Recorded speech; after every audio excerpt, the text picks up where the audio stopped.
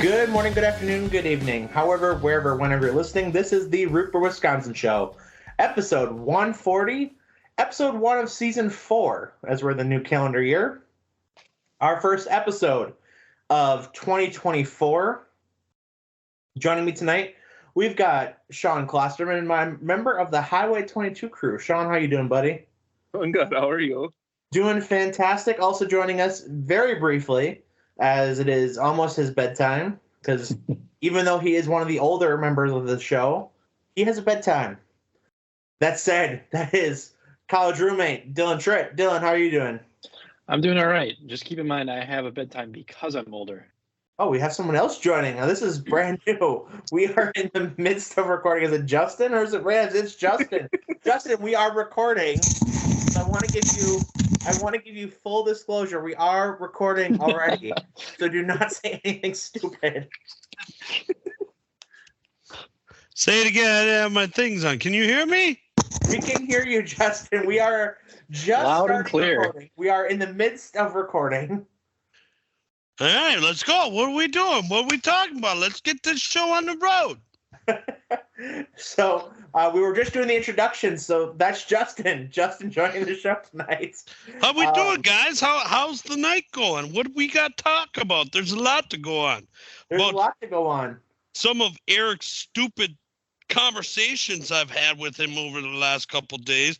This guy literally told me he wanted Brandon Staley to be the next. That is not what I said. We will add some context. That's how horrible this is. We'll add some context to that a little later, Justin, when we start talking about it. But we're right in the beginning of the show, episode 140, from the Riverwood Gallery Studio in De Pere, Wisconsin.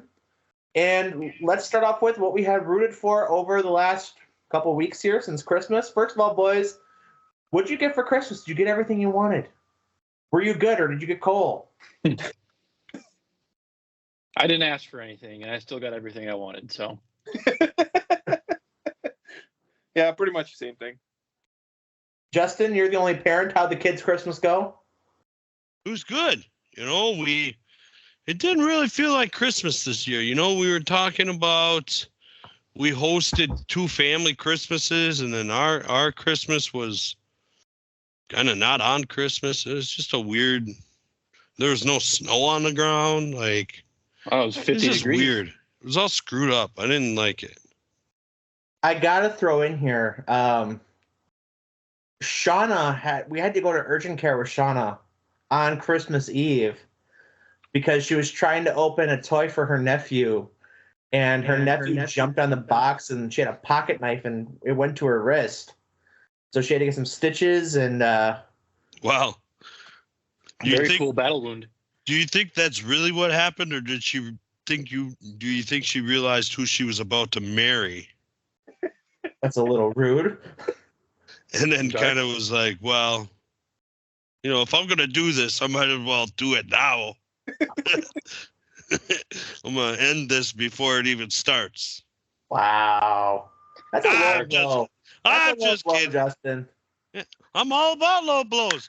Hey, if I was a professional wrestler, I'd be the guy with a pocket full of nuts in his drawers, and I'd punch you right in the face with them, All right. So with that said, as mentioned, what have we rooted for, sports-wise, otherwise? What's been going on, boys? Who wants to start? Dylan, what's your root for? I'm going to be the most professional of the other 3, so I'm going to let you start. I'm going Green Bay basketball, boy, men's and women's. I mean, they're on some hot streaks right now. The men are, they won 5 of the last 6. Women, 7 in a row, 5-0 in conference. I mean, it's great to see the alma mater doing well. I'd have to agree with that. That was one of my root fors as well. Justin, what do you got for us? Well, that's an interesting take. It's as I'm watching Wisconsin basketball, the men's basketball team right now at Ohio State, It is interesting the state of basketball, college basketball in our state. Even the girls basketball team at Wisconsin, which is traditionally horrible, went to Illinois and won a big one on the road, which is, I don't know what the stats are for the last time that's happened, but it's probably been a long ass time because they've been through more coaches than they've been through wins over the last couple of years. And then you talk about UWGB, which is traditionally stronger on the girls' side. But I'll tell you what, the job, and we talked about this last time, Eric, the job that Sonny Wicks is doing and how they've performed in just a short amount of time has been impressive. But if I'm going to talk about what my root for was, it was really, how can you not say the Green Bay Packers and kind of turning the corner, showing that they will be a team to reckon with, not only this year while they're hot entering the playoffs, they've really seemed to figure out themselves. Over the course of 2 weeks, Joe Barry, the most hated man in Wisconsin, seems to have found a recipe that is going to get him through the rest of this year with a job. Yeah, we won't talk about what's going to happen in the next couple weeks after we're eliminated from the playoffs.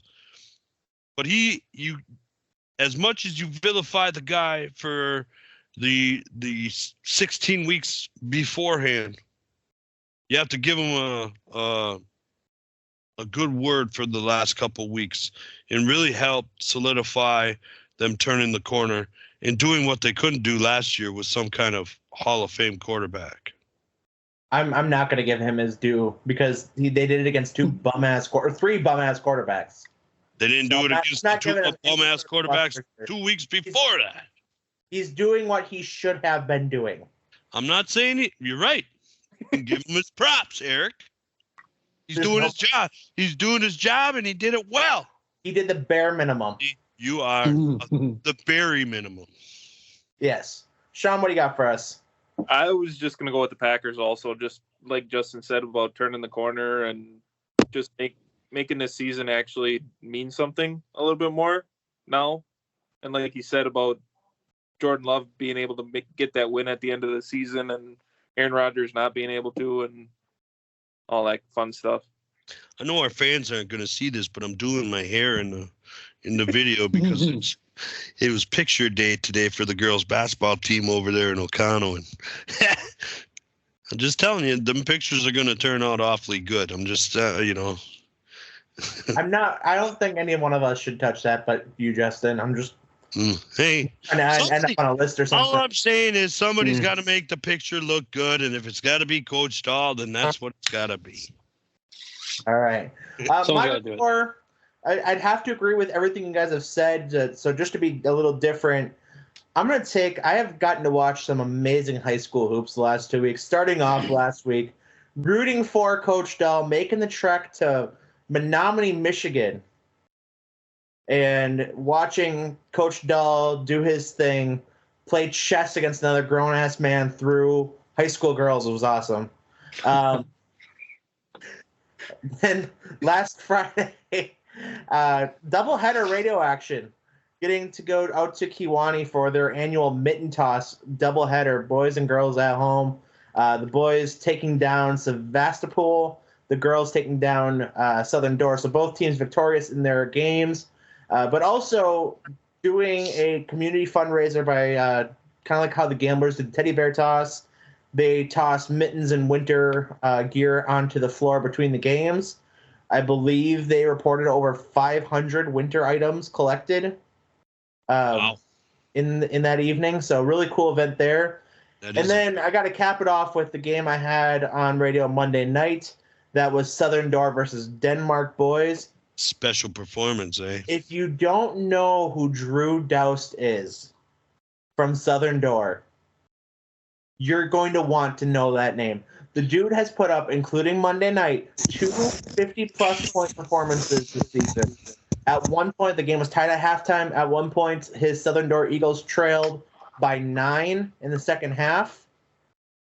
And I know, coaches, players won't say single-handedly. Single-handedly willed that team back on his back.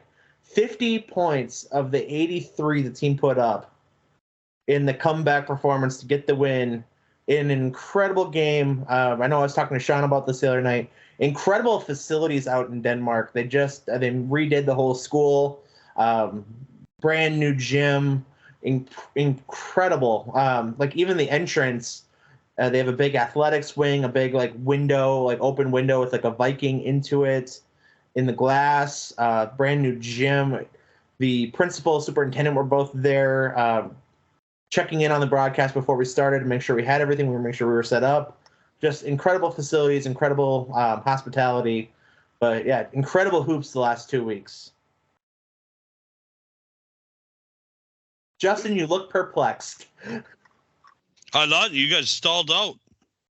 Oh, I lost you for a second. Yeah. Anyways, Eric, Drew Doust is a guy that we covered on our other show last year. We covered him extensively as a player of the week. We even talked about his scoring record. He was a sophomore that went over 1,000 points for his career. This dude is unbelievable. I'm excited for the day. I don't know the date yet. Probably next Saturday, I think it is. I'll be excited. I'll get to see him in person in O'Connell. So, yeah, I've watched the kid online before.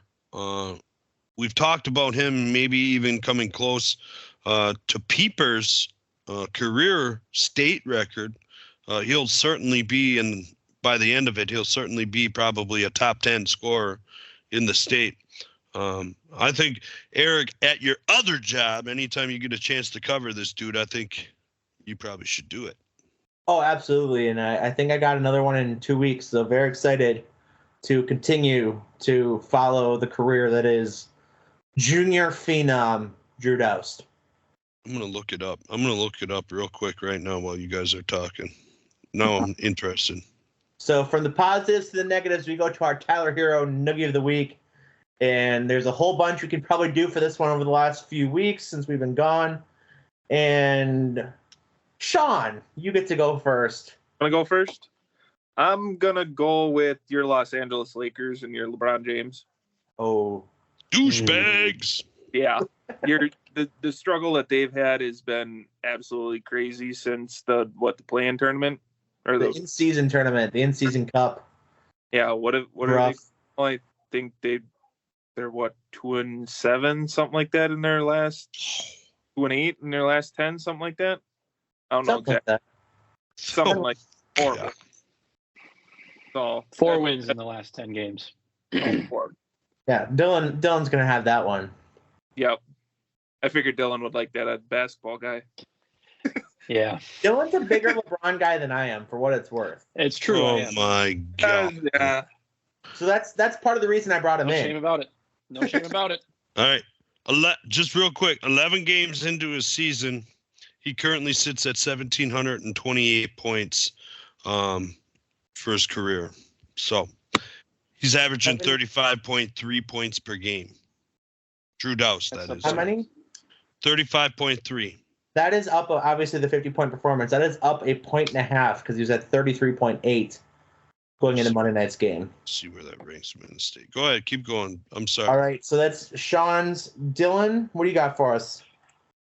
I mean, how can you go for anything other than Justin Fields and his comments about Green Bay? I mean, I get Chicago Bears. You gotta talk shit every now and then. But what are you doing? Justin, we can't see that. Yeah, it doesn't work. Second in the state, 35.3. Not bad. But anyway, so I mean, I get this is a big rivalry, Bears Packers, biggest rivalry you could argue. You never beat them. You're 0-5 at the time you have the comment. Now you're 0-6. I mean, you showed up. You talk crap. You showed up. You pooped your pants. Now what are you gonna do? I mean, it's funny, you know. See, on this end of it, a Packers fan, it's funny. I love it. I love to see it. But you know, he performs like ass against the Packers. So I guess I let him keep talking. I gotta say, one of my favorite takeaways from this, which by the way, if you haven't seen it, we did give a whole list of things to do in Green Bay, Wisconsin on our TikTok page. So just a little promotion of the Root for Wisconsin TikTok and social media pages. It is available on all social media platforms, but there's two things to do in Green Bay, or one thing majorly to do in Green Bay that you can't do in Chicago. That's look at more than one Super Bowl trophy. And for what it's worth, for all the cool things you can do in Chicago, why on earth would you go watch the Bears? So yeah, the Blackhawks. You could go watch the Blackhawks. That's awesome. I want to go to a professional hockey. Have you guys been to a professional hockey game outside of the gamblers? I know Eric's gonna go. Oh, I've been to I have not. Gamblers. No. Nor have I. Gone to anything other than the Gamblers game. See, I think that would be cool. I think the podcast should go to a professional hockey game and let her rip. Well, Justin, I will let you fund that. So that's on you. If you want to make this excursion happen, by all means, let's do it. I could do it, man. I'll go buy a minivan and we'll all just take a little ride. And instead of going to the Brewer game, we can go to the hockey game. No. Where are we gonna go? What's that? Oh, Beloit. Fuck Beloit. Fuck Beloit is what I have to say about that. Yeah. My noogie, it's a very lighthearted one, is going to go to, I don't even know her name, but the reporter who did not realize Jair Alexander was standing right next to her and called him a fan. Jair Alexander is one of the most unique individuals in, I would say, the world, but especially in Green Bay, Wisconsin, has one of the most distinct voices probably ever. And just the situational awareness to, like, you work in Green Bay. Like, this wasn't just some random affiliate reporter, and you work in Green Bay. Like, you should probably know who one of the top players individually on that team is. Come on now, give her a little slack. She's live on TV. She gets bombarded by Jair Alexander. She's a bunch of things. She's surprised. She's starstruck. She's got a lot of things going on at one moment. I think she handled the situation well. What do you think, Sean? Yeah, I just seen a little bit of the clip, and I thought it was kind of funny. Eric, very funny. The constant professional would have known who that was. He wouldn't have stuttered his words at all. I'm not saying I want to stutter. I was just saying that I would know who Jair Alexander is when I'm talking about the Packers. That's Lambeau Field. Give her a break. She's starstruck. It's Jair. Ugh. That was terrible. Whatever. I'm so happy our fans could not see what just happened. What do you got for How about the Bucks? How about the Bucks? Let's back away from it. The Bucks, they've lost. I heard on the radio. I haven't watched a lick of the Bucks. I hate the NBA. Sorry, Dylan. I know you love your Lakers, but the Bucks have lost 4 of the last 5. Their defense is terrible, and it sounds like one of their answers is going to be bringing back 33-year-old Jay Crowder. I don't know. Why are we not? We put almost every asset we've had into gaining Damian Lillard and Giannis. Why are we not putting every other asset we can, say a Chris Middleton, who can't stay healthy, who is now truly a third option, isn't the scorer? He's going down the Michael Redd route of his basketball career, and he's slowly declining. We should be trying to get whatever we can in value for Michael Redd and get a straight-up dog on defense to take out the other team's top performer. I don't know what's happening with the Bucks, but losing 4 out of 5 when you have 2 of the top 5 NBA players on your roster at this current situation is not good. Oh, I wholeheartedly agree with you. I do want to say the amazing thing about how bad they've been playing is they're still second in the East at 25-12. Well, not only that, but haven't the Pacers just owned them? The Pacers have made the Bucks their bitch. Yeah. Tyrese Halliburton owns the Bucks right now. Yeah, Pacers have won at least out of the last 4 matchups. They're 1-5. They took the season series already. Yeah. That's not good. That spells first round flop out of the playoffs when you see these guys there. Yeah, the one positive I can say looking at the Bucks just as a whole right now is they do defend home court relatively well. They're 16-4 at home. They're 9-8 on the road. And I will agree. I would say you get for whatever for Middleton you can get because he looks truly lost in this new Bucks world. Terrible. I haven't watched a lick, and I think he looks terrible. He plays basketball for the Bucks like Tyler Wall shoots 3-pointers. Horrible. Anyways, what's next? All right. Well, we can jump right into it. Dylan does have to leave here in a few minutes, being the second oldest on the podcast currently. We're just talking right before you joined Justin. Justin joined us while we were recording because now Shauna's home too. So now she's maybe joining. I don't know yet. But so Dylan has to go to bed early to rise, early to. So Dylan, closing thoughts on the Green Bay Packers here in your last 3 minutes before you go to bed. Expectations were varied depending on who you asked. Some people expected Jordan Love to follow in Aaron Rodgers' footsteps, and other people, I feel like the more reasonable ones, we're going to give him more time to develop. Granted, he's been sitting for a while, but he hasn't been a full-fledged starter for a while, or forever, I should say. This is his first season. He had his struggles early.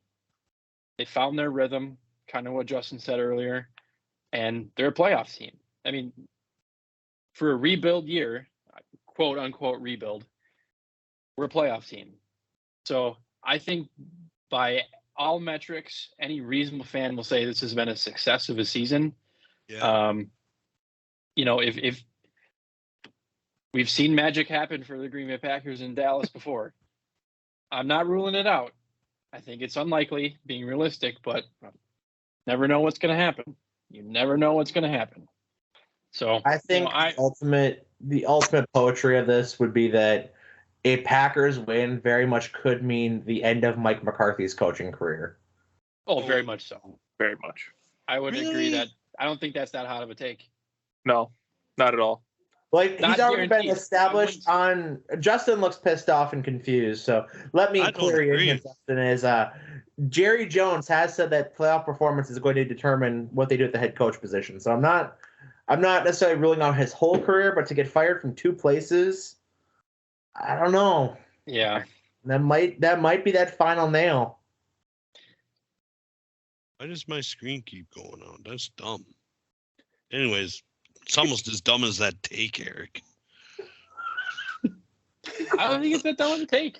Are you kidding me? He's what? Dallas is certainly a different situation than anywhere in the NFL. It's unique, right? It's like former Green Bay Packers quarterbacks going to New York. Like, that's a unique situation. To me, is it unique? It's happened twice now. That's unique. But I'm telling you, you can't go. What are they? 12-5? They've won 12 games the last 3 years. He's the number 2 seed. He's done a great job building this team back up. Dan Quinn certainly has. I think if Dan Quinn was not on their staff, the seat for him would not be as hot.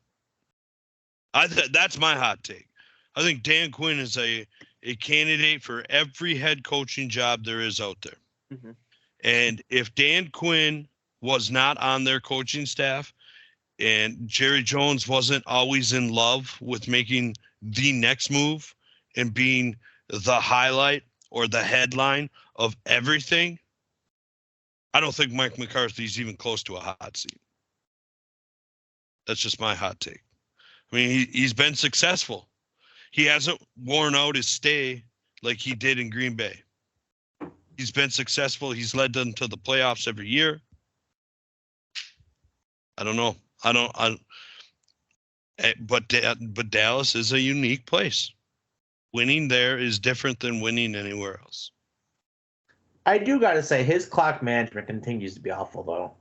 I mean, that end of the Detroit game, the fact that they won that game after he got bailed out like 5 times because of all the penalties and the reported receiver that didn't report, and it still would have been a penalty, so I don't really put too much stock into that whole thing. But we could talk a lot about. They went into that 2-point conversion. So let's just say that Detroit gets that on one of the 5 attempts they had at it. They had 22 seconds. He would have had 2 timeouts. Burns won during the conversion. Burns won before the onside kick. So you go from 2 timeouts and 23 seconds had they gotten into 22 seconds and no timeouts. Just terrible clock management. As always, this isn't news with Mike McCarthy, but continues to just set the bar absolutely lower and lower with clock management. We could talk about the Packers and their play calling at the end of the first half, Eric, but I feel like that's going to be a 20-minute conversation down the road. Let's talk about this right now. You sack of jabroni sandwiches with that terrible. Now, Dylan, if you want to head out by any means, you jump off when you want to jump off. Yeah, it's time to get ready for bed for me. So. All right, Dylan, thanks for joining us. Yeah, I'll see you guys. I'm looking forward to listening I'll take the title to this conversation. I'll take this title gladly, Dylan. I'll take the oldest man with all the wisdom and try to teach Eric a little something about play management at the end of the first half. Well, I look very much forward to listening to how this rest of this conversation is going to go when this episode drops. So, have a good night, Dylan. Yep. See you, Dylan. See you guys. So, Justin, I'm going to start this off with you are already outnumbered. It's 2-on-1. I don't care. So here's why you're wrong. So go ahead. For those, this is something that emerged in our group chat towards the end of the first half, Packers-Bears. And the Packers trying to go down and score before the end of the half, knowing that they're going to get the ball back, chance to double up, really kind of put the throttle down on the Bears. Throw an out route to, I believe it was Malik Heath, or was it Dontavian Wicks? It was Wicks. Doesn't matter, I guess. So Wicks hit immediately as he catches it, goes backwards, does not get out of bounds to stop the clock. Packers were out of timeouts. Half ends. Packers don't get a chance to kick a field goal or to score the touchdown. So half ends 7-6. Justin and many harebrained people on social media immediately jump on Matt LaFleur for calling a play that doesn't end up working. They don't get a scoring chance. Let me strap my headphones on tight for this conversation. Some of the smarter people in the world of sports are out there saying... Is that Shauna? Was that Shauna laughing in the background when you said that? That's awesome. That's the greatest point of this whole show right there. That's awesome. Hi, Shauna! Hi, Justin! So the experts, the adults in the room, realize that it was the right idea, just it was better executed by the Bears, and a rookie mistake and a young quarterback mistake. And that's the takeaway here. Because Anders Carlson has been not great, has been the definition of inconsistent, especially from that point of the field in that extra point territory where he has missed 5 extra points in the season. So getting him 5 extra yards, as Justin said, what's the point if it's 35-30? I get it if it's 55-50. What's the point of 5 more yards? Here's the point. That's a great point. I don't get it. He is so inconsistent from that exact range that any extra yards to get him benefit help. Okay. You know what really helped him? Not getting the kick in the first place because he called a stupid play. The only thing with 11 seconds, I agree with the play call if it's the call before. Other than that, if you want to get him, shot at the end zone? No, if you give him 5 yards on the second to the last play and you allow yourself time to get up there and clock the ball, that's a great play.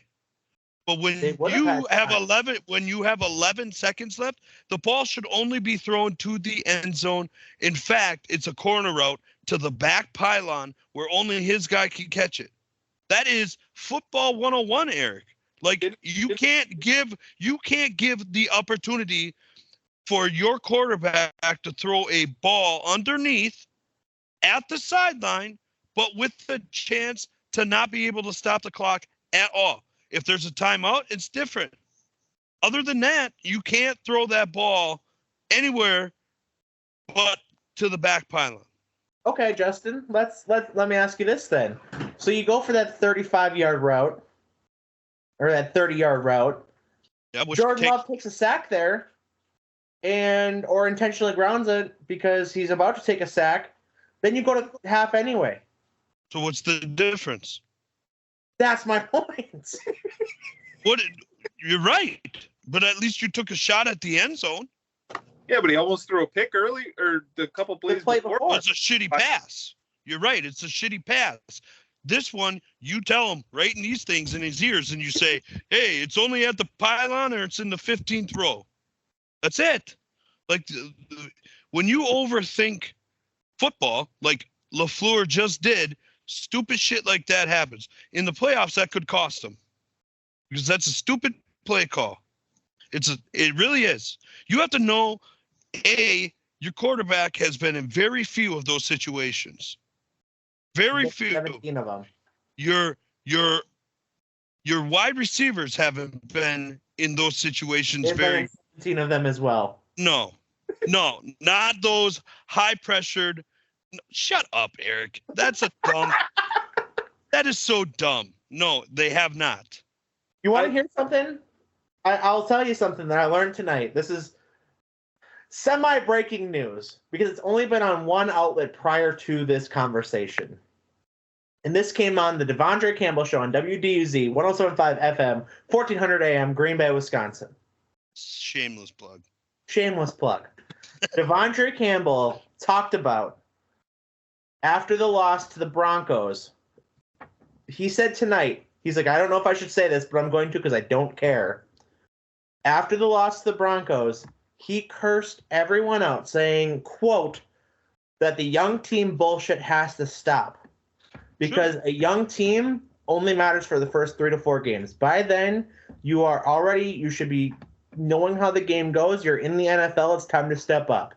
And from that point on, he noticed a change. The team has noticed a very visible change in the atmosphere of the room, in the locker room, the playing, the coaching staff, what have you. So you are 17 games in. Experience is different than excuses, Eric. Just saying. What he is talking about is excuses. They had to go through the experience, and your coach has to help you out through gaining that experience. LaFleur did not do that. LaFleur didn't do that. There's one guy who has only been playing football for 6 months. He's on the practice squad. That's the international player. These guys have been playing football their entire lives at a very high level for most of them. I guarantee you half of those guys still think the clock stops on a first down, Eric. They should. They have no excuse to. They're 17 You're years. right, and the coach should help them through that. The coach should help good them play through call. that. Sean, what do you got for us? I think you got to give more credit to the Bears corner that actually came up. It was a great play. It was a great play. You're absolutely right. I mean, usually you got to play like that. They let it just go, everything like that. But that corner made a perfect play, and he made. If that comes down to that 3 points and we lose by those 3 points, that's totally on LaFleur.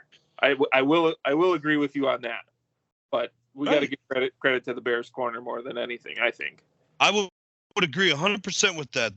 That is probably a defensive coordinator, the head coach, that was probably screaming in their ears, say, hey, if you can, push them backwards. Mm-hmm. Right? Guy not fighting for right. Get out of bounds too. But I guarantee you, LaFleur didn't say that. Right. Probably not. Well, it doesn't help when, again, all season long, we've seen it in multiple games here down the stretch where young guys just have a problem getting out of bounds. Patrick Taylor, Tucker Kraft now was kind of the scapegoat this week. Tucker Kraft did it. Yeah, you're exactly right. But I still didn't love the play call because if we're talking about the kick, I get the logic of what you're trying to say. But to me, the gamble of 5 yards as opposed to not getting the kick was too great. And I understand what you're going to say. Well, what if he got sacked? Well, you can't take a sack. Right? Like, those are all things. Jordan Love being a first-year starter, those are things that you're going to learn. Going through the experience, right? Now Dontavian Wicks probably knows it. It just sucks that it was at a pretty rough time. And that can't happen in the playoffs. And LaFleur going forward should not call something like that, giving it an option. Again, I have no problem if that's the play. If you want to take your 5-yard take and get that on the second to last play and then set up your shot on the last play, that's fine. Honestly, I don't understand why you take the shot on the second to the last play with 20 seconds left in the half. Why not take the yards at the beginning and then go clock it and take one shot at the end zone? Really didn't make any sense. The last 2 plays didn't really make any sense to me at all. I'd have to agree with you on that. I will agree with you on that. I don't remember what happened right before that because I don't know if they burned the timeout prior to that end zone shot. I think that's what Kraft didn't go out of bounds. I think so too. So then they didn't have a timeout before that, so they had to. Because they had to burn it on Kraft not going out of bounds. Sure. Or somebody, or they played it down the middle, one way or the other. Yep. Sure. So if it's coming out of a timeout, I wholeheartedly agree with you because I think that's what it was. I think you are correct in that. If you're coming out of a timeout, because it was first down, they do the out route on second. They did the long pass to Heath because he's their tallest wide receiver to the corner of the end zone on the second to last play. Right. I understand that. I'm just trying to figure out what happened right before that. Because if that's your play out of a timeout, then I'm wholeheartedly it should have been the other way around. Right. And it didn't make sense at the time, and we're a couple days past it, and it still don't make sense. Like you have 20 seconds left. You take that 5-yard out, and you're gonna set you're playing for the field goal right away, and then allowing yourself, even if he doesn't get out of bounds and the clock runs, you're allowing yourself to clock the ball with even 3 or 4 seconds left to at least get the field goal.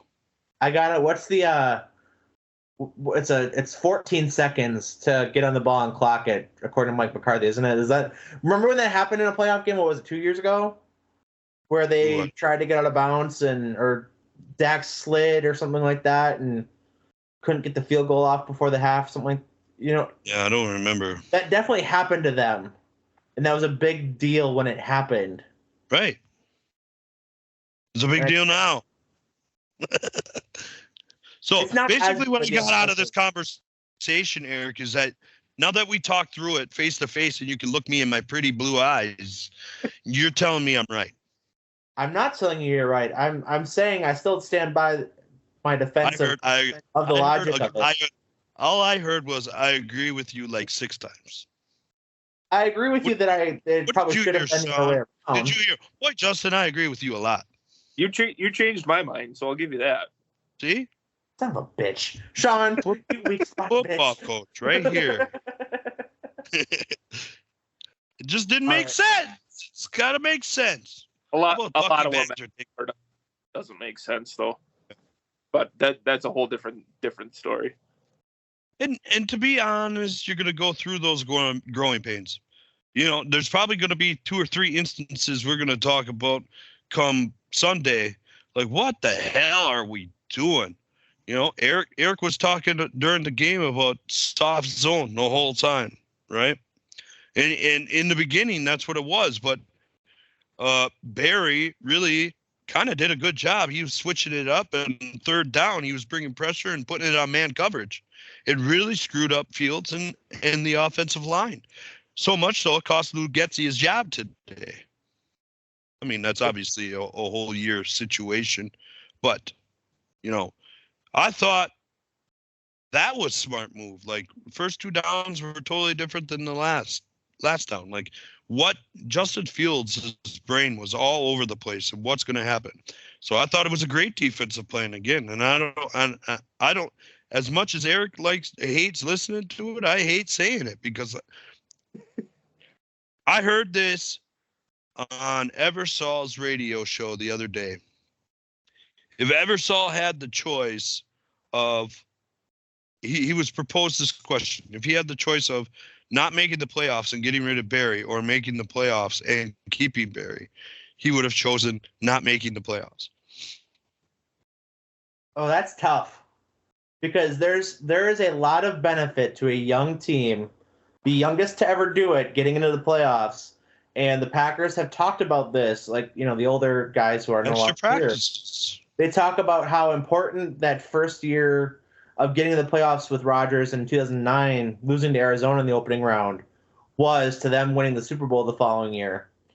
And that goes night and day. Like, I totally agree. I don't love the idea of missing the playoffs or doing it for a draft pick, because I think they still fire Barry either way. I don't foresee a circumstance unless they win a Super Bowl, which I don't foresee happening either. But it could happen. Like, I won't totally rule it out either. John, are you putting money down on the Packers to win the Super Bowl? I'm not quite there yet. I'm thinking about putting some money down on their money line this week at plus 300. I was thinking the same thing. McCarthy, since the Super Bowl, has been the worst under pressure. He has. I agree. But I still think he keeps his job. Right. So Dallas is favored by 7, right? 7.5. 7.5. So I was going to go through that, but just looking back, so keeping the Joe Barry conversation, I would rather have them have won and go to the playoffs. I think they still move on from him, but the only ounce of credit I'm going to give him is this week they forced the Bears to 3 out of 11 on third down efficiency by doing what Justin said and going from zone to man. I still think it was long overdue. It's too little too late, especially looking back to the Carolina game where Carolina has not scored since Christmas Eve. There was one situation where he had Quay Walker on DJ Moore out of the slot running a cross route, and it just looked pathetic. I can't wait for the time when we have Preston Smith on CD Lamb this week. And people are going to be like, boy, that Joe Barry, he sure is he's a smart cookie. He is. I can't, it's going to happen. And whenever that shit happens, all you have to do is go to Twitter, and it's like you could read it for an hour long and laugh your ass off. Mm-hmm. Well, I said this to Eric Sunday. I'm like, why wouldn't you just have Jair just shadow the best receiver and just do that the whole game and be done? Yep. And it better happen this week because they're loaded at wide receiver. Right. They are just loaded. And it's going to have to be a score fest. 17-9 is not going to win it. And there ain't no way they're going to stop. They're not going to get pressure on them, and they're not going to stop them. So you might as well go in.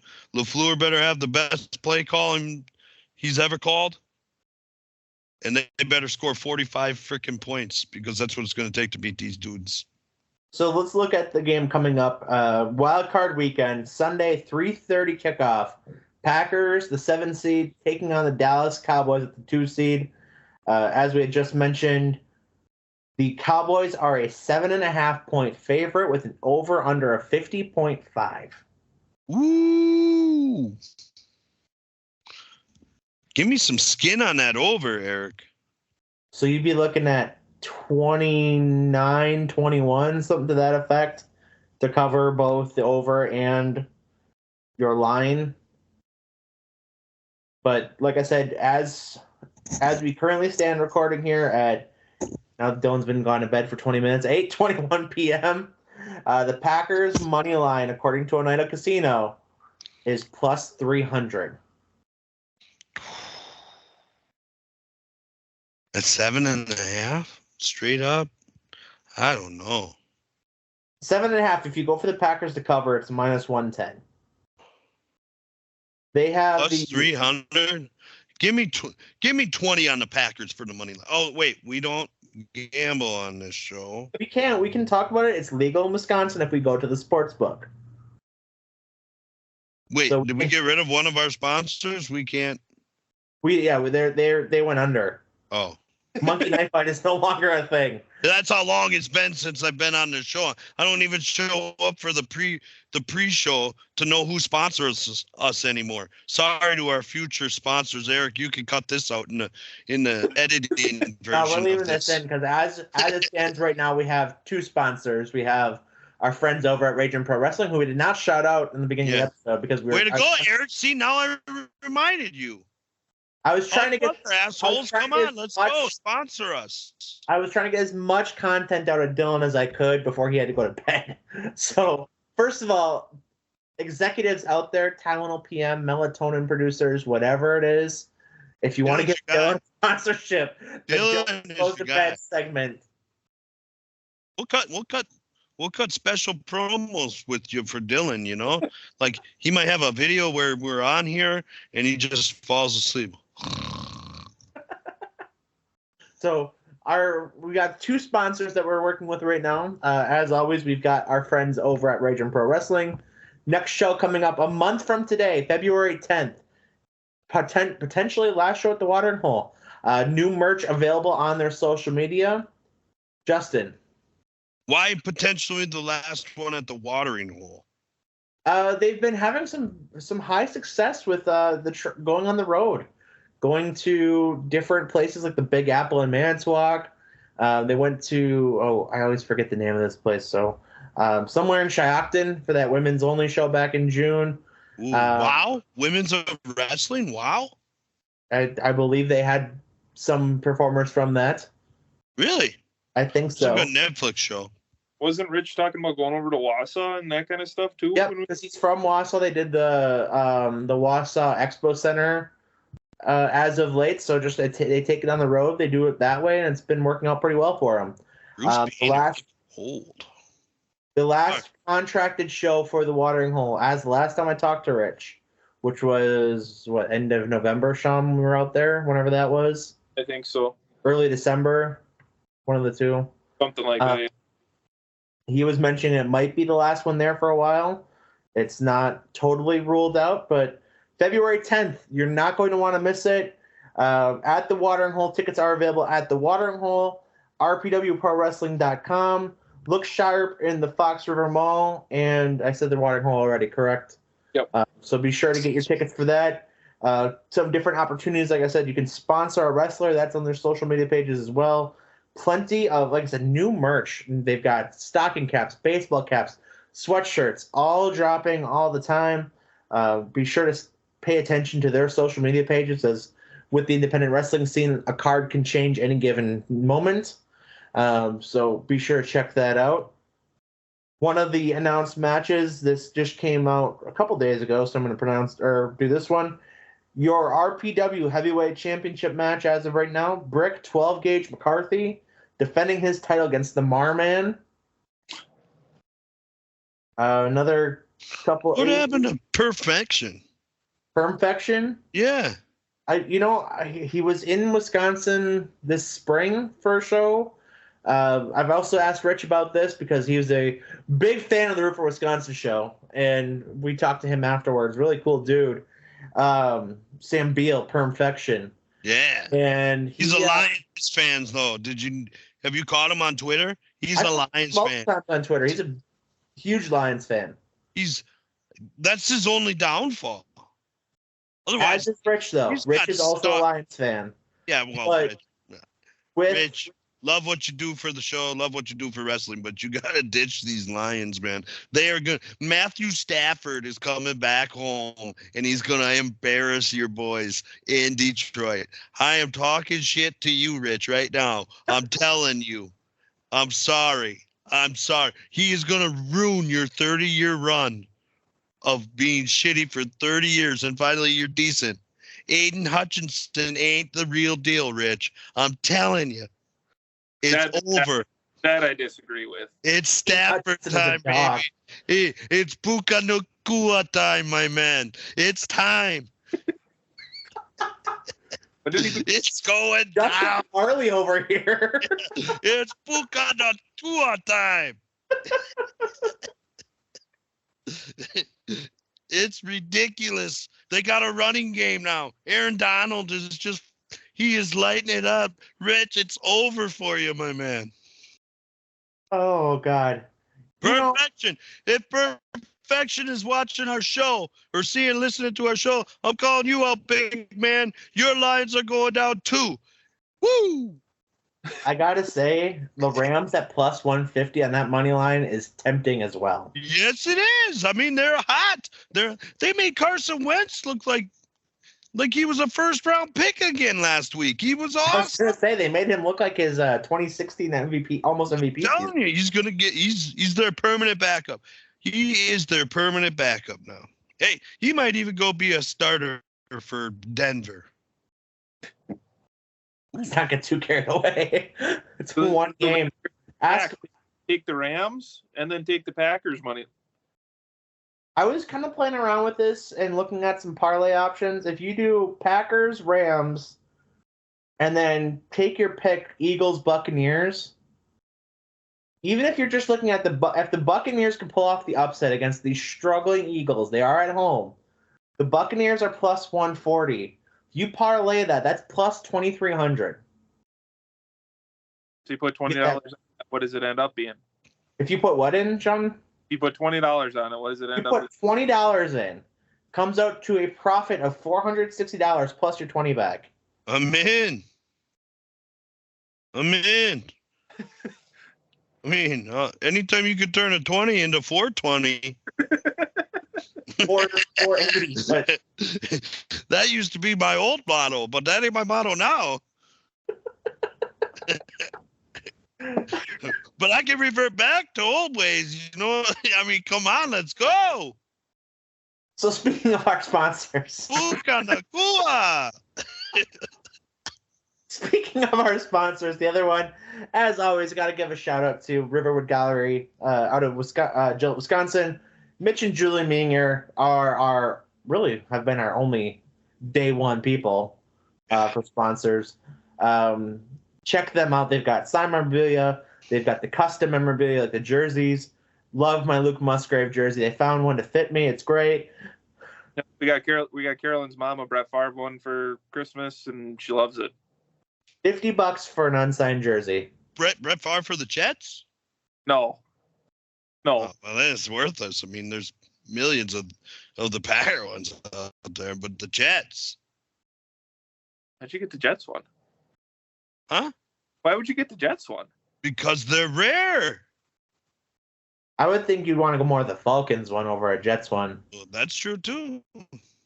That's true. Or the Vikings, right? There's got to be a million Viking ones out there. You go to, you know what the weirdest thing, when you go to like a Packer Vikings game at Lambeau, the amount of people wearing the Vikings Favre jersey confuses the ever living hell out of me. Are you a Vikings fan or are you a Brett Favre fan?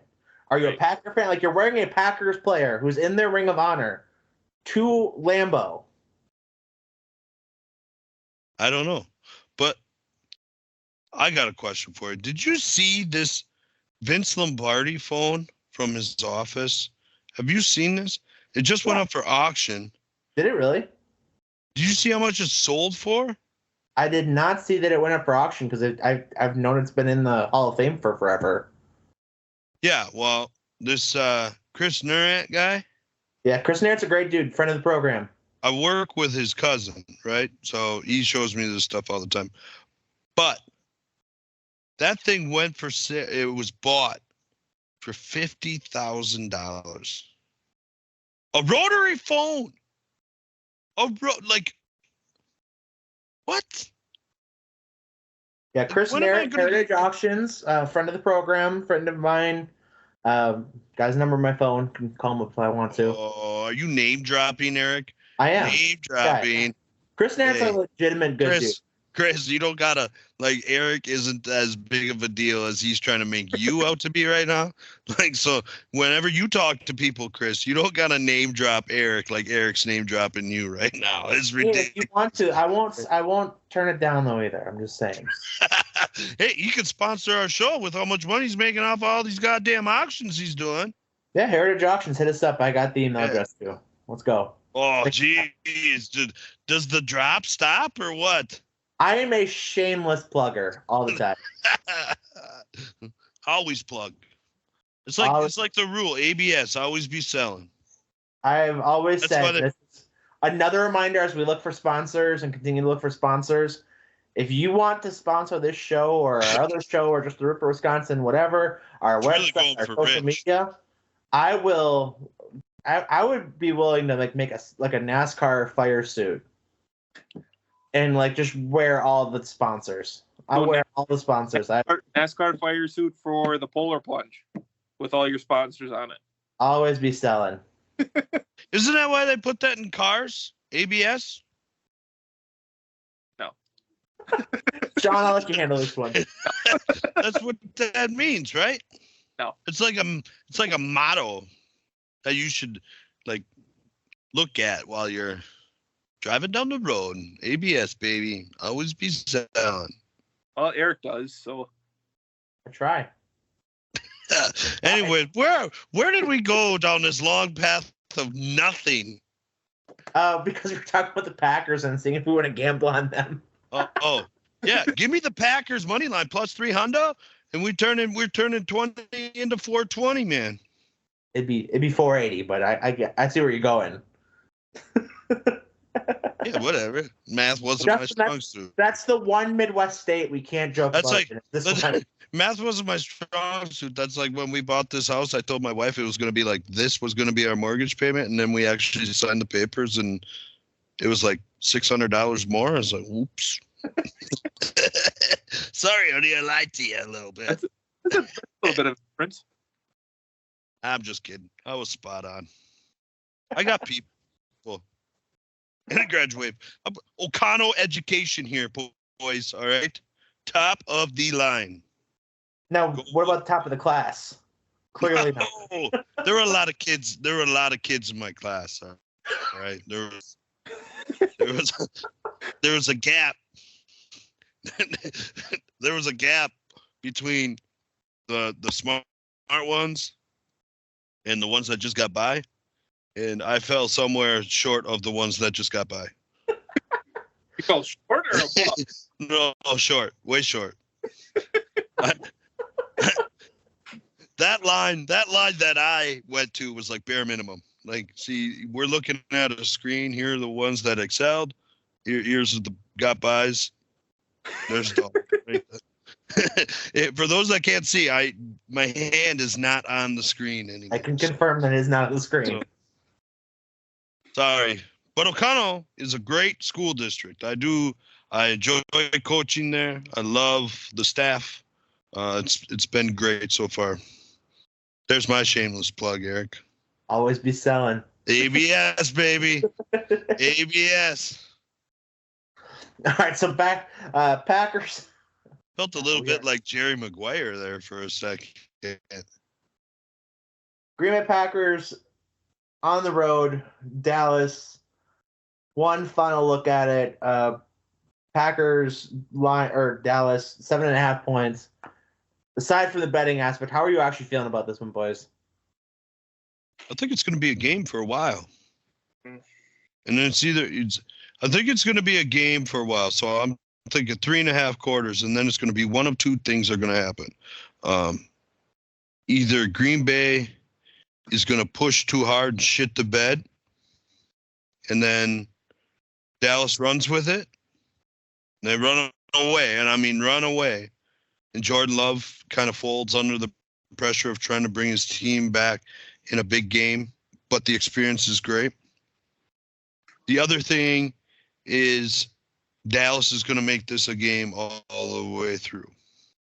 So if Green Bay jumps out, like Green Bay could probably pull out all the stops in this. I wouldn't, reverses and slot handoffs and fake punts. I wouldn't put anything out for Green Bay. And I wouldn't even, like, if Green Bay were to happen to win this game and they went to San Francisco next week, I would bet the same thing.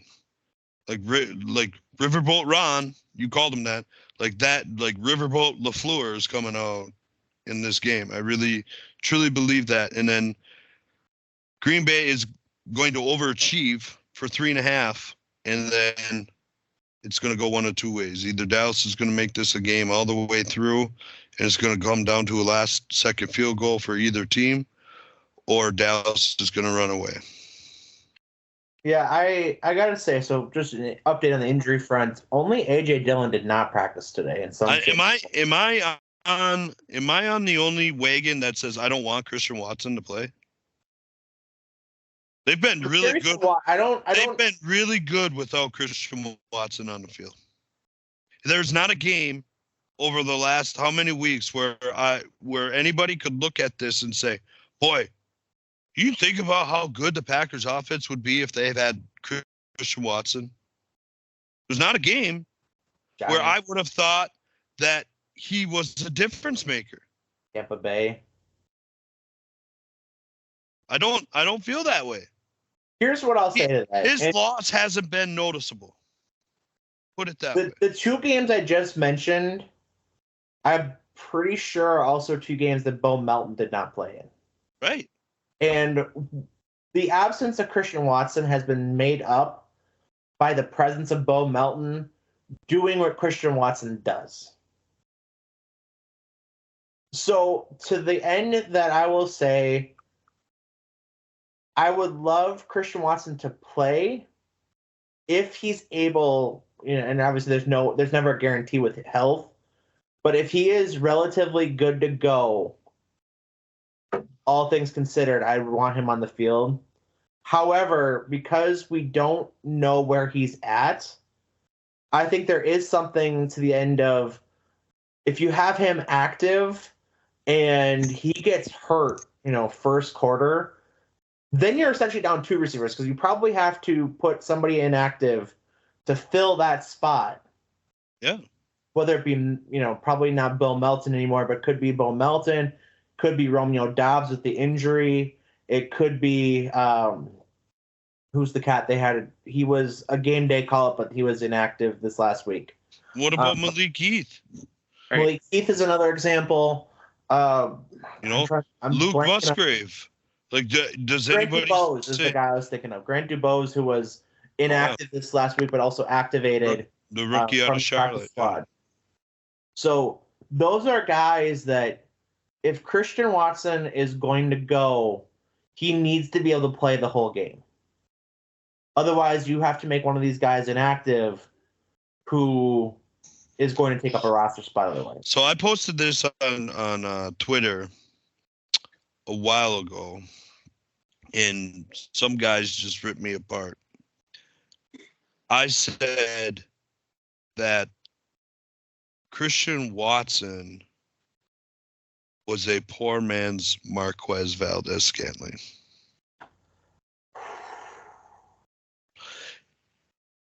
I don't know if I can get on board with you on that one. And here's the reason. Is Christian Watson a great route runner? No. He's a good fly route. What did Marquez Valdes-Scantling do? Drop a lot of passes. Ran fast. Ran fast. Ran fly routes fast. He was a tall wide receiver that ran fly routes fast. The only difference when you look at it, the only difference between Valdez-Scantling, and Christian Watson. One stayed on the field and one didn't. Two differences. Marquez Valdez-Scantling couldn't block for shit. Christian Watson is a good blocker. I don't know that I would agree with you. I would say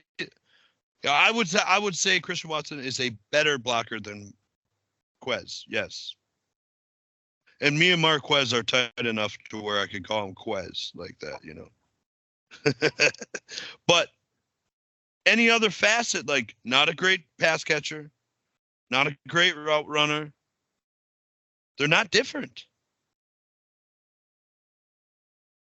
And I don't like he's not a difference maker enough for me.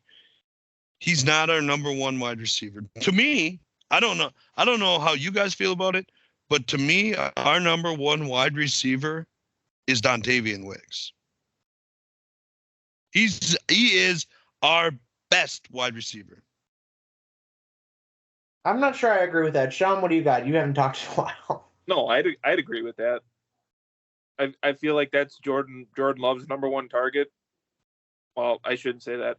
Jaden Reed's his number one target, but Jaden Reed's your slot guy, of course. Your number one guys, I would totally agree, is Dontavian Wicks.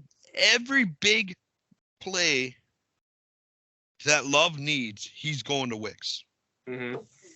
He's looking for Wicks, and they put those hard routes, those big routes. They put it on him. Like even, let's talk about this play again. You wanted the 5 yards. Who are you throwing the ball to? That pass went to Wicks. Mm-hmm. And this guy's what was he? A 6th round pick or 5th round pick this year? He's surpassed Romeo, which is crazy. I don't think Christian Watson, to me, Christian Watson is probably your number 3 wide receiver. Yeah. At best. That's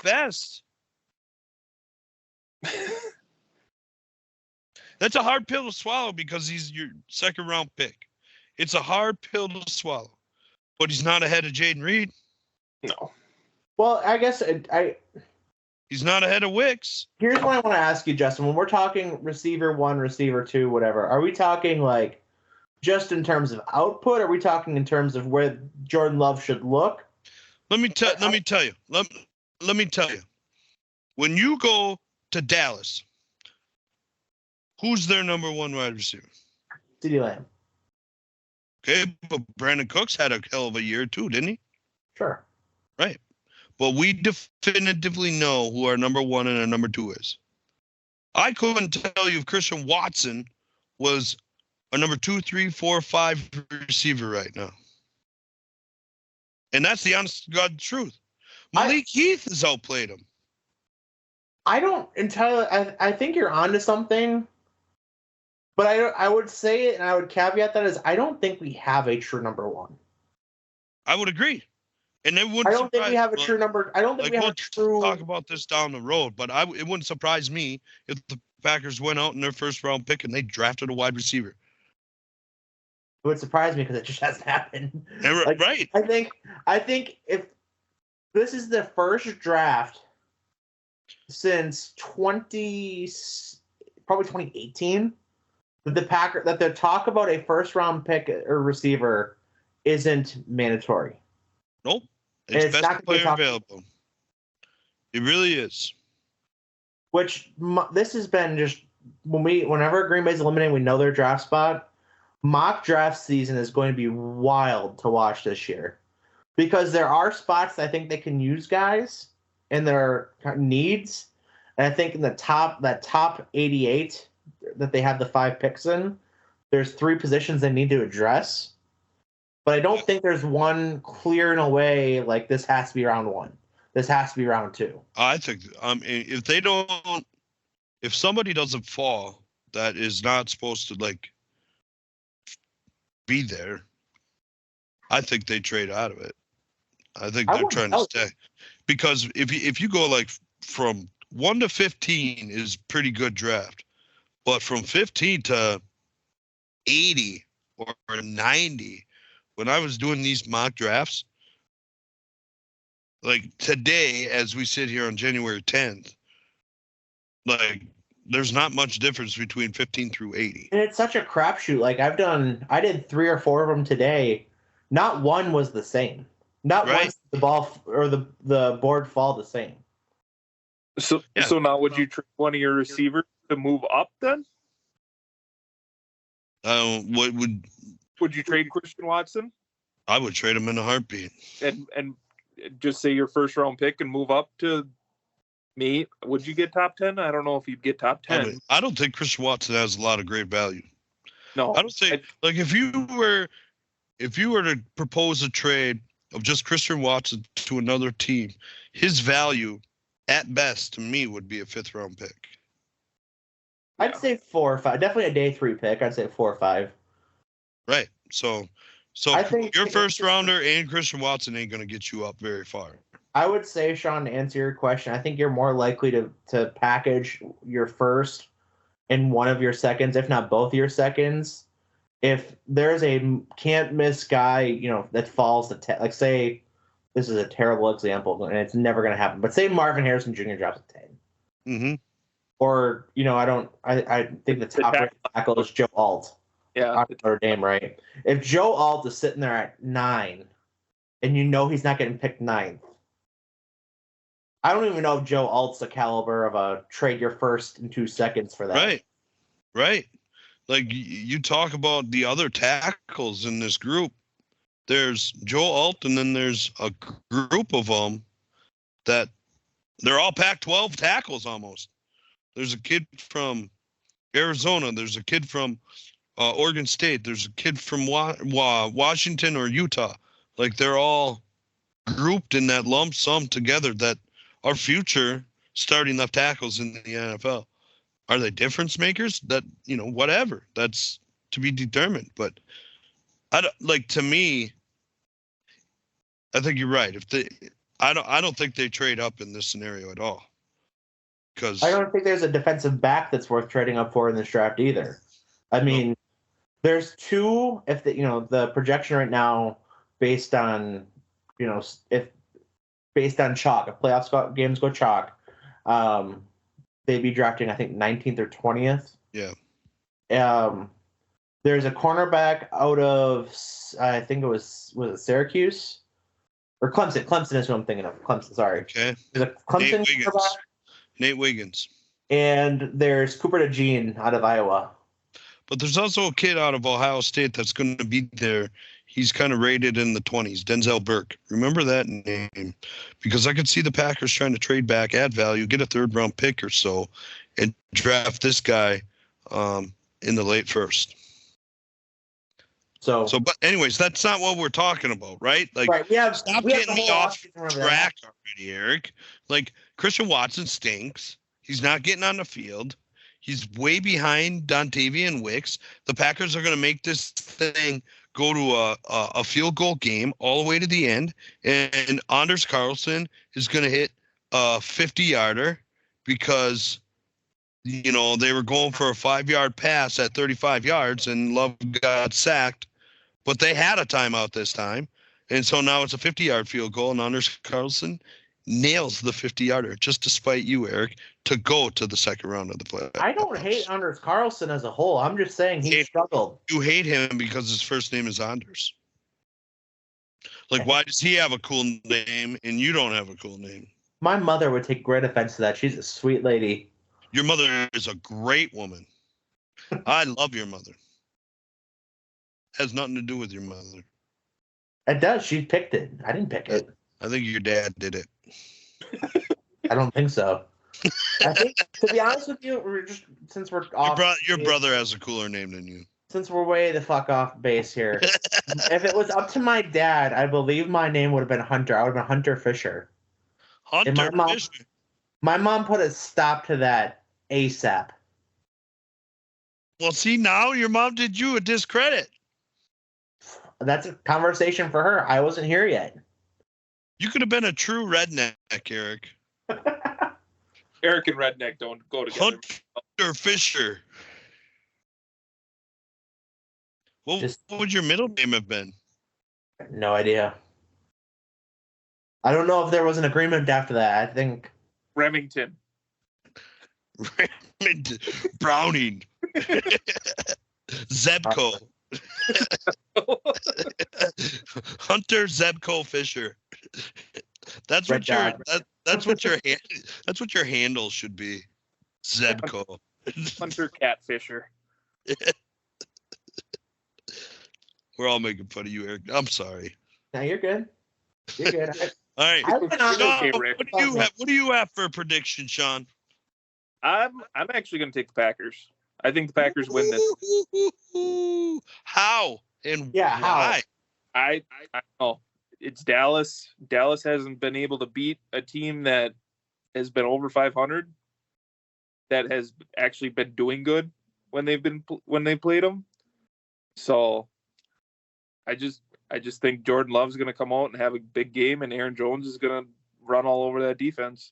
And I really think Packers That is the one X factor. Really? My prediction, which by the way, I'm picking Dallas. I don't. Yeah. I'm Eric, you always pick chalk. Like you I'm are not picking never chalk. like you are never upset, Eric. You're like chalk. Have you ever watched Boardwalk Empire? There's this character on there. He's a black man, but his name was Chalky White. And your name is Chalky White right now. You are so chalk on everything. I would love to see the Packers win this game. Like I said, That is what Chalky White always says. I just if they had any other coordinator defensively, I have zero faith in the Packers defense. And I want to be wrong on that so bad. I really do. Even with how good Joe Barry's been calling the defense, so pressure. So it's like go Pack go. He's got this whole rhythm going on. Zone pressure. See, Joe Barry's got a rhythm and he's figured it out. I think he's the ball away from doing what he should have been doing all his time here. What about Dylan? Is Dylan playing? Broken thumb Dylan? He was the only person who did not practice today, so I'd be leaning to say he probably won't go. So what does that mean? Kenyon Drake? Is he still roaming around Green Bay or what? That's a good question. They've got Patty Taylor going on. According to ESPN, he is still around. Next year they're going to have Braylon Allen. Mm-hmm. I don't doubt that. That's a different episode to talk about that, but I just want to keep I don't know if you've realized everything I'm doing. I'm taking you as far off of track and then bringing it back as far. I am screwing you. I've embraced I am screwing this episode. I've been doing this for a long time now, Eric. I've been screwing with your mind for a long time. The chaos. No, we've got one more thing to talk about, and I don't know if Sean knows about this. But let's be clear about what you're picking here, Chalky White. You're taking the boys by how many? They win by a touchdown. I don't know if the 7.5. I don't know. A totter? I think by 7. If this line was 7 or 6.5, I'd pick the Cowboys outright on that 7. But Aaron Jones is going for 150 yards this week. That's the caveat where Aaron Jones, and I hate the fact. This is why I'm always so chalky, and I hate. It's so bad you even admit how chalky you are. I hate trends. I really do. And people right now, the whole thing on Packers Twitter right now is that the Packers are 9-1 in their last 10, and all this other shit, and just in that last against 10 the Cowboys. Against the Cowboys. Okay, just to be clear, it's against the Cowboys because I was confused there. And when you talk, sometimes you confuse our listeners. That's why I have to clarify things for us. He confuses me a lot too. Okay. So it's 9-1 against the Cowboys. In their last 10 against the Cowboys.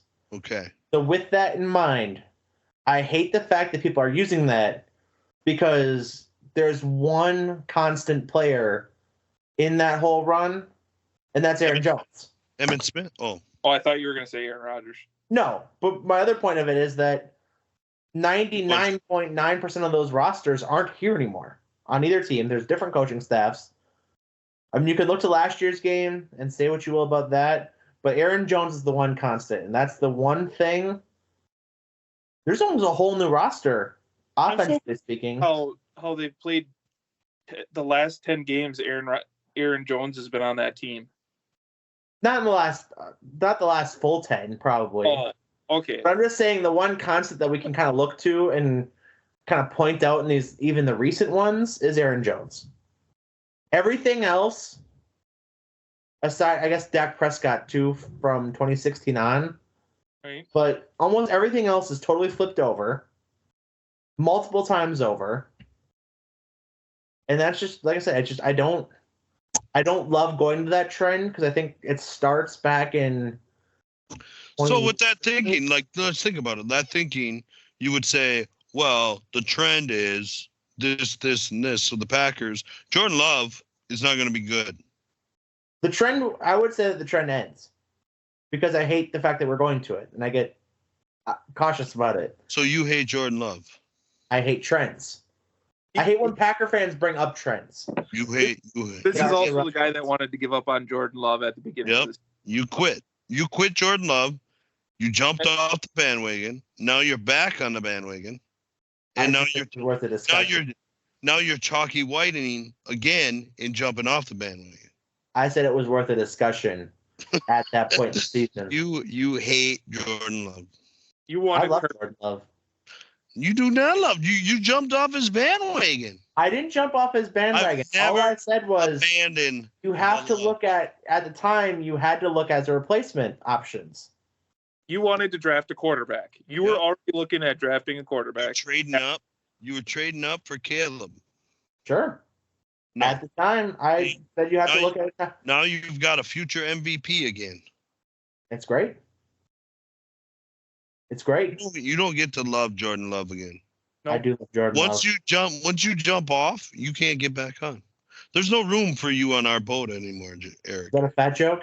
Hunter Fisher. Hunter Zepko. All right? There's no room for you on the love boat anymore. Anyways, let's talk about your ridiculous. Oh, boy. Your ridiculous names you want to be the new Green Bay Packers defensive coordinator. Sean, did you hear these names? This might have been a private chat. This was a one-on-one chat where Justin jumped all over me. And we're going to make this. These names are. Oh, we're bringing this to light. Worth talking about until after he gets fired. It's okay. So when I found out Riverboat Ron Rivera was getting canned, I sent the article to Eric because I like to chit chat with Eric. He's a good friend of mine. You know, we talk about sports. He was kind enough to come check out my game in Menominee, and that meant a lot to me. So I wanted to start a conversation with my good friend Eric Hunter Fisher. All right. He said, "No way. Don't ever give me Riverboat Ron. I hate Riverboat Ron. And he would, if he didn't have cancer, he would have been out of the NFL 5 years ago." Wow. Half of this is true. That is all true. That quote except is for Hunter true. Fisher part. Every part of that is true. I never said I hate him. Made up. I want to be very clear. I did not say I hate really? him. That's where you go, that you didn't hate him? I think he's a great human being. I just don't think he's a great coach. I think he's overstayed his welcome. It's terrible. It's terrible what he said. So then who did he say you wanted then? Oh, this is the wisdom. This isn't. I'm gonna put some context on this quick. This is because I know what you got brewing here. Two names I said. I said brutal. Someone young and brand new to this. Brutal. I want a retread. I want either Jim Leonard or Al Harris or someone of that line of thinking. He didn't want a retread, but you know who his two names that he said to me were? I said if you go with a retread, here are two names. Staley. Brandon Staley. Oh my God, that is so bad. And the worst one yet, Mike Zimmer, the former Vikings head coach. If you're going to go retread is, I mean, that is terrible. I've got less tread on my tires than this tread on this dude. All right. So that guy's got a lot of tread off, but dude, it's wintertime in Wisconsin, Justin. You need that tread. Let me tell you something. I'm going to be brutally honest with Wisconsin fans. Jim Leonard's not the answer. He's not the guy. He's not. He wasn't like he was good at stopping Iowa's defense or offense. Iowa's offense sucks. Brian Ferentz was the worst coordinator in the nation. He was so bad, he got fired by his dad. All right? You know how bad you have to be fired by your goddamn dad? It's ridiculous. The Big Ten West is it's worse than the Mountain West. All right? That's how bad it is. And we couldn't even win with this stellar defense. You play Ohio State, you give up 52 points in a heartbeat. You play somebody with talent, you've got to win with 45 points. It's not a great defense. He was not a great defensive coordinator. I'm sorry. I'm not going to, I want Jim Leonard to be a great coach also. But I salute Chris McIntosh for not making such a foolish move. He was not the answer. I don't think it was a head coach answer. I wholeheartedly agree with that. He's not a defensive coordinator answer either, Eric, because he got his ass fired. All right? Luke Fickell was smart enough to say, you suck, you're out. And now he's working for some jackwagon in Illinois, driving back and forth from Wisconsin to Illinois just so he can go to the Bahamas Bowl. All right? He sucks. He's not the guy. Bottom line. Nobody even wanted him for a defensive coordinator position this year. Chris, he was Matt LaFleur's first choice instead of Joe Barry. Yeah, and they should have been lucky not to get him because they'd be worse than they are with Joe frickin' Barry. I don't know about that. I'm telling you. It's the honest to God's truth. All right? Al Harris is not my guy either. I don't know. How long has he even been in coaching? I believe going back to 2013. I looked this up. Is it really? I think 10 years. Then I'm way wrong. Okay? But I still don't want him. I want somebody that has experience. I don't mind being young, but I want somebody that has NFL experience, that has won on a big stage. You know, this just happened today. If they could get Wink Martindale, that would be cool. Wayne Martindale would make sense. And I know Sean has been also asking me about another name here, and I'll let him unveil this in a second. But for what it's worth, Al Harris has been an NFL defensive coach. He was a coaching intern in 2012 with the Dolphins. And then from 2013 to 2018, he was assistant secondary defensive assistant at the Chiefs. And since 2020 has been the DB coach in Dallas. Yeah. So, he's not even... I don't know how much stock there is in this, but he's not their defensive passing game coordinator. He's not a co-defensive coordinator. He's not making any decisions. Right. He's not, when it's on the line, he's not making decisions. And I don't, for what is happening, I need a coach that is willing to be the answer maker. Good, bad, ugly, whatever it is. Yeah, guess what? I made a shit call. I own it. For these young guys, because now in this draft, they're going to draft way younger, or they're going to draft a whole new secondary outside of Jair if they don't decide to get rid of Jair. Mm-hmm. Savage is gone. You've got a couple guys in the secondary that are capable backups, right? Keyshawn probably stays for the special teams, but even that, he doesn't even return punts anymore. Right. He got ousted on that, right? So his value has gone down. And You've got some decent 2s and 3s in cornerbacks. I think Valentine is probably going to eventually grow into a consistent starter. He's been pretty good all year on a rookie deal as a 7th round draft pick. I think you've got a real find there. But outside of that, I don't want some guy that's going to be guessing as a first-time coordinator. Sean, what's the name that you had? I got Mike Vrabel. Whew. Eric's been telling me that I'm crazy for thinking it because it's gonna. He's once thinking it's going to be a demotion, but that's the guy that I would like. Don't get me wrong. I would love you to be right. This is one of those where I'm not just saying this because to totally polar opposite of you. I want you to be right, but I don't think Vrabel is in a position right now where he's going to take a demotion, quote unquote demotion, and be a coordinator, even if it would be for possibly 1 year. Because the other thing, the other side of this coin is that if they do decide to fire Joe Barry, which they haven't done yet because they're still playing, I would be led to believe they are going to, but they haven't yet, is that would be admitting that you have a second, or you'd be on your 3rd defensive coordinator under Matt LaFleur. Something is wrong with LaFleur then. Well, I think you're at a point, like, here's the deal. You've drafted some, I mean, Lucas Van Ness, right? He came from a 4-3 system. He's in a 3-4 system. I think you have the ability, if you fire Joe Barry, I think you have the ability to really look at it and ask yourself, are you able to change back to a 4-3? Now, some people would argue that base defense in today's world is less of a factor than it's ever been, and I would agree with that. I would also agree with that. Because most of your base defense now is nickel, right?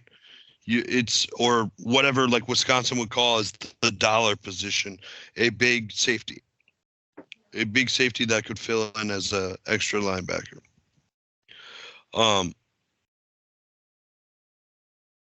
But strategically with your personnel, it would change what type of position you draft for. And I think when you talk about names, I wouldn't want, like, I think Mike Vrabel would be an awesome name to have. But on the flip side, I don't want to go a year from now and hiring a different coordinator again. Mm-hmm. Right? Like, that's the only downfall for me would be I don't want to hire a rental guy. I want to hire a guy that's going to be here 3 or 4 years. Because if I'm going to draft players for his system, I don't want to have to draft a whole nother class for this guy's system, because even if it's altered from where it was, it's still different, right? So that would be the only, like, the name is great, the coach is great, but that would be the only difference for me. And for what it's worth, I think this is a different conversation if the Packers even lose on Sunday and they miss the playoffs for a second straight year. And again, I think Jordan Love is something, but if you're looking at possibly having to fire Matt LaFleur after a season or two, and you bring in a guy like Vrabel to kind of take it over at that point, I think that's the only situation in which that happens, is if Matt LaFleur was already on the hot seat. So wait, you think if the Packers would have lost last week, LaFleur was on the hot seat? I don't think he was, but I think that makes this hire next year. If you go to a third defensive coordinator, is what I'm saying. Okay. Is if you go another year, so if you go next year, or possibly even 2 years in a row of being close but not there, or just falling short, or whatever it is. Yeah. I think that's where there's a lot of factors. Like you're gonna have, like, this is why I say this. Like, you have a real decision, because if you decide to switch systems, that essentially buys LaFleur how many ever years to get the personnel right again, right? Like, that's a philosophy change, philosophical change. And if you're going to do it, you're going to do it this year, because or these next couple of years, because you're going to be cap flush. You're going to be, so if you're going to change, this is the time to change. You're going to probably pay a little bit over the top for some guys. And I feel like they're probably going to pay a little over the top for a safety. Now here's the question. I could see them drafting a defensive tackle too. Because I like where you're going with this, Justin. That prompts this question. How much does Mark Murphy's forced retirement after next year's draft, 2025 draft, play into this timeline as well? Having a new president. When did they get to decide who that is going to be? Like, that's already taking place. Like, that decision, that vetting, that's already started, hasn't it? Sean, do you remember from the shareholder meeting? No, I do not remember. I don't believe that they formally announced that they're starting it. I think they were starting it this year, and they were going to know by the shareholder meeting this upcoming year. Because then that guy sits in for the whole year to take over. I think because that guy's got a lot more on his plate than just Matt LaFleur. Like, he's got all the Titletown district. He's got all these projects that Murphy has going on. Right. And the upcoming draft, which Murphy will still be in power for the draft, but it's shortly after. So you want to have a guy who's kind of on the same his guys. Yeah, right. Picking his guys, right? Yes. Yeah, so I don't know. Like, it's hard to say. That's a unique situation because that guy's going to already be in the fold with these guys. So, I mean, LaFleur is essentially going to be his guy. Right. Because he's worked with him now year and a half, right? So it's not like having a new owner come in and say, like what happened in Carolina, I want all mine. We're going to wipe it clean. Or Washington, we're wiping the slate clean. I want new GM. I want new head coach. I want it all. Like, that makes a difference. This is a unique situation where we're vetting the guy, essentially our owner, that runs the Packers for, like, this guy doesn't get fired. Right. Who fires him? A board? Right. Never going to happen. No. So it's literally the greatest job on earth. I don't even know how much Mark Murphy makes. Do they have to share? Huh? We have the internet for that. I'm sure we can find something. Let me look it up. You guys talk. All right. So we'll kind of wrap up the Packer talk here. $13 million, it looks like. Well, that's not that much. That's the wrong Mark Murphy. Never mind. Is that a baseball player?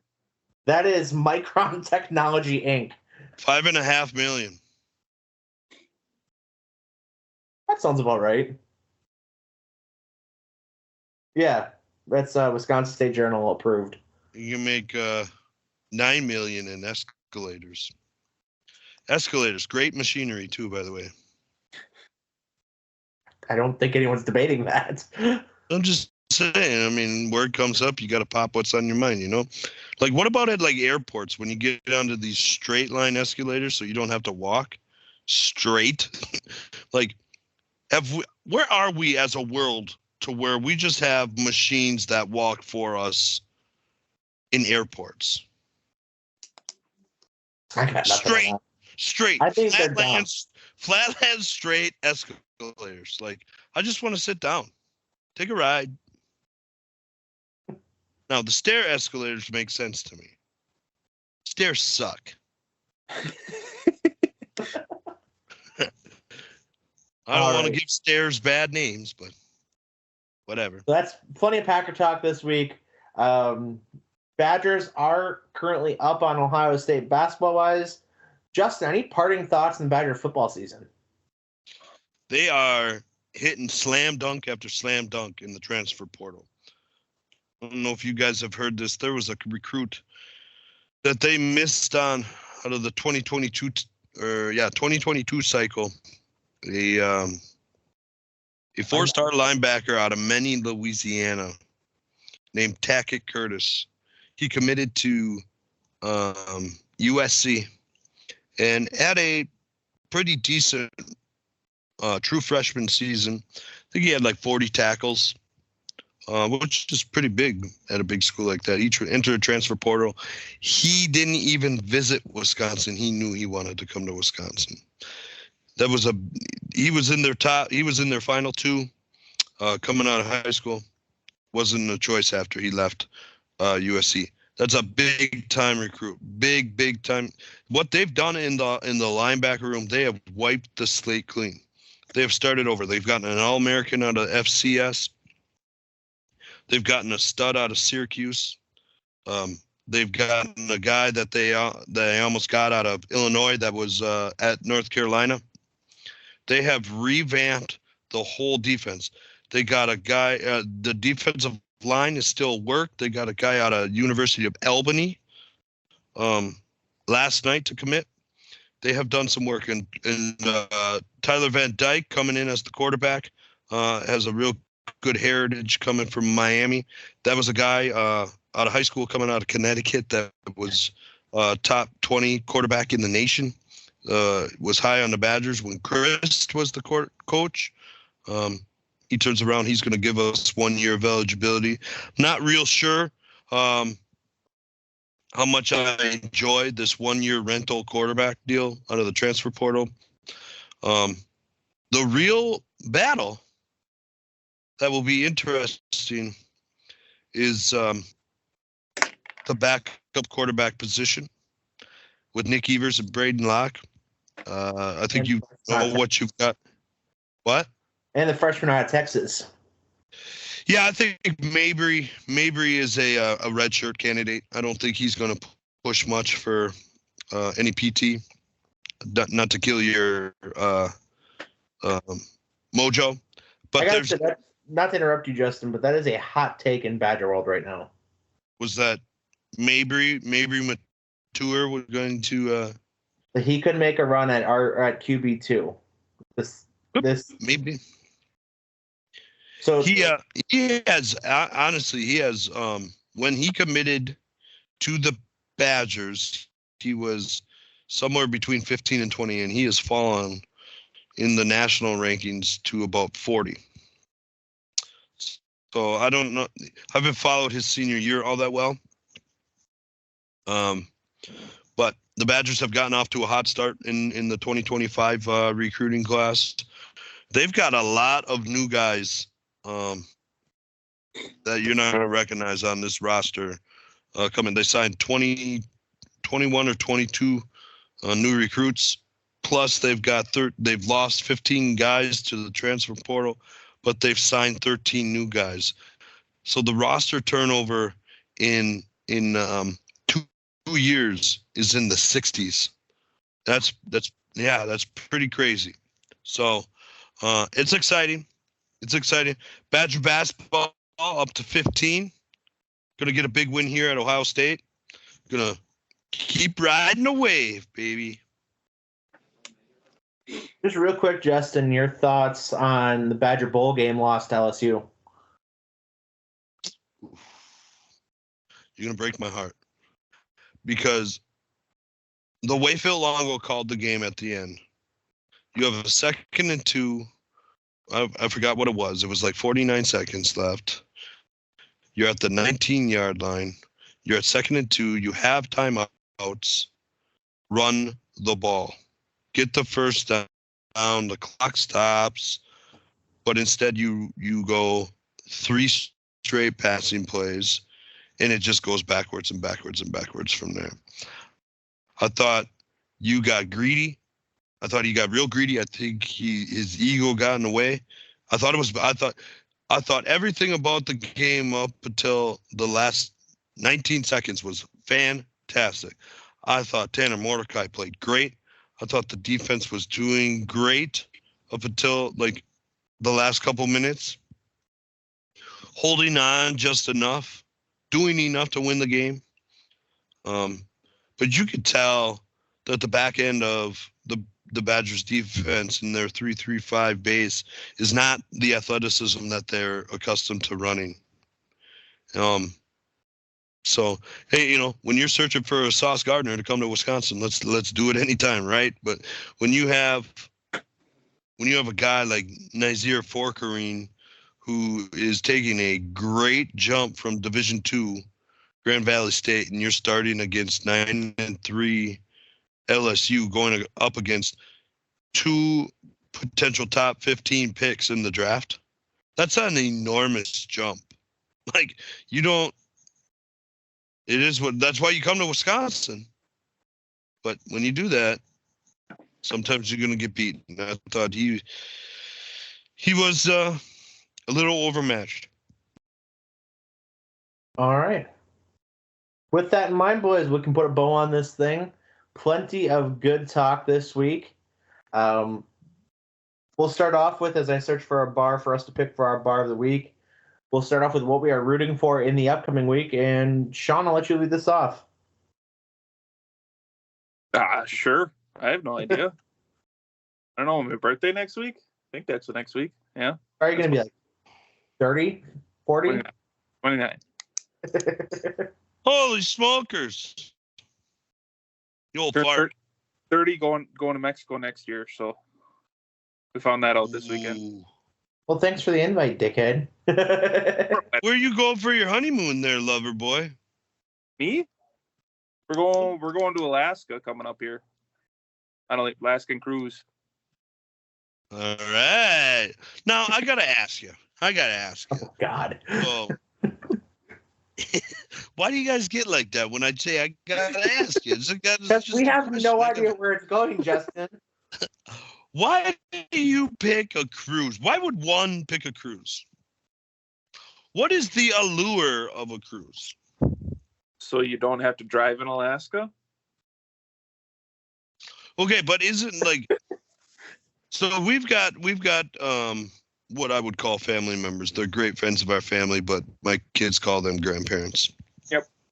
And they're going on a cruise, but their cruise, they get to go through the Panama Canal and all that jazz, but they're going from port to port to port to port. Mm-hmm. Is that what you're doing? Yep. Okay. Like, I just don't, like, to me, it's like, it doesn't make sense to me. I don't know why, and this is my own fault. Maybe I'm just getting lost in the sense of this. Like, but your only reason for taking a cruise is so you don't have to drive? Right. And then you stay on the boat. You don't have to pay for hotels. You don't have to try to find hotels. There's a lot to do on the boat. Everything's all included. I mean, you got to pay for excursions and that kind of stuff, but pretty much if you're on the boat, a lot of the shit's included. So, is there a casino on the boat? Mm-hmm. Ooh, I have opened up to a cruise. I don't know. Something about this big ass ship. Like, you're in the Bering Sea, right? Yep. Have you ever watched these crab dudes like in the Bering Sea? Yeah, but they're on small. Dude, those waves are. You don't mess with those waves, man. Are you gonna go with an orange suit? No. What? See, now you're getting crazy. You had him, then you lost him. Yeah. We're not gonna go. I need a far. floaty device. Need a float. Like, then you're getting way too close to land. Like, how do you know you're not gonna hit a sandbar? These guys that are driving these ships, I'm telling you, they may think they know how to read. They may think, water, with waves shift ground levels. There could be a sandbar that is not there on their radar. And what happens? And then you're like that boat, that cruise ship that was out in Italy, and they're stuck on it, and it tipped over sideways.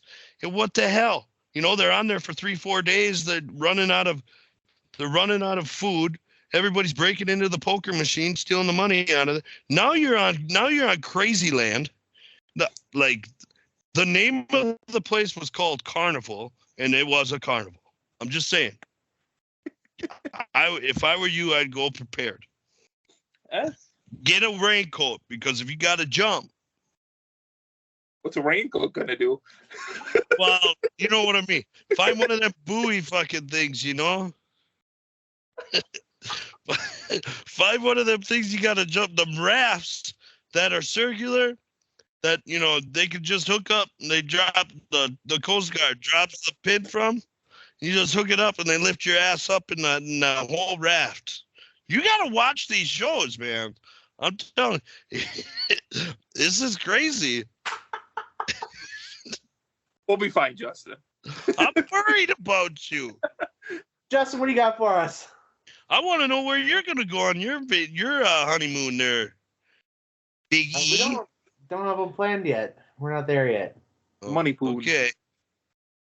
Yeah, don't go.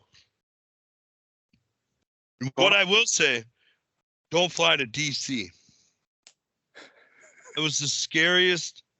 We can't do this, because this is gonna. We talked about your fear of flight before. This is gonna get us in trouble.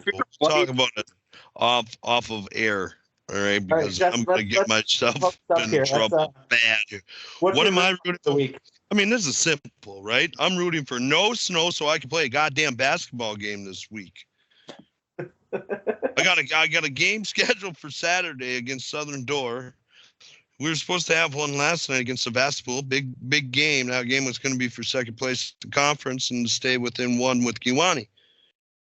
Well, all of a sudden, you know, 6 to 12 turns into 4 inches of snow, and school gets canceled 20 days before it actually happens.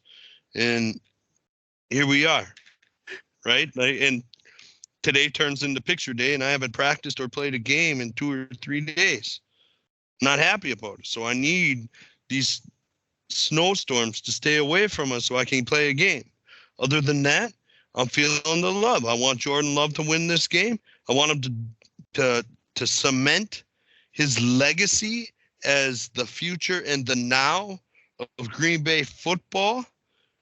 Hey, last time the Packers won the Super Bowl, they were the wild card seed and went all the way, Eric. They did. That's true. What are you rooting for, Eric? You know, I'm gonna kind of go off what Dylan said in his rooting, or what he had rooted for. The Lakers? No. That was Sean's noogie. I'm gonna say the red hot Green Bay Phoenix basketball programs. Green Bay men got a win today against IUPUI. Women back home for 2. Oh, yeah. I'll be at that game Sunday. Got shifted to noon. Yeah, I know. I got the second row right behind Sonny. I'm probably going to lean over, give him a little boom. Sonny, you remember me? I'll tell him. Sonny, Are you actually behind them? We're in row 2 somewhere. I don't know. Tickets are on the refrigerator. I got it for Christmas. All right. Taking the old boy. My oldest boy. Real quick, our bar of the week, the Roundabout Bar and Grill in Kaukauna, 4.4 stars on Google. People rave about the pizzas and the Reuben wraps, tenderloin sandwiches, all very highly reviewed. Check it out. That's our bar of the week. And that's episode 140. For Ramsey and Sean are not here. For Dylan, who was but is now sleeping for an hour and a half. And for Justin and Sean, I'm Eric Fisher, the Big E, signing off. We're in the books. We're out. See ya. See ya. Peace.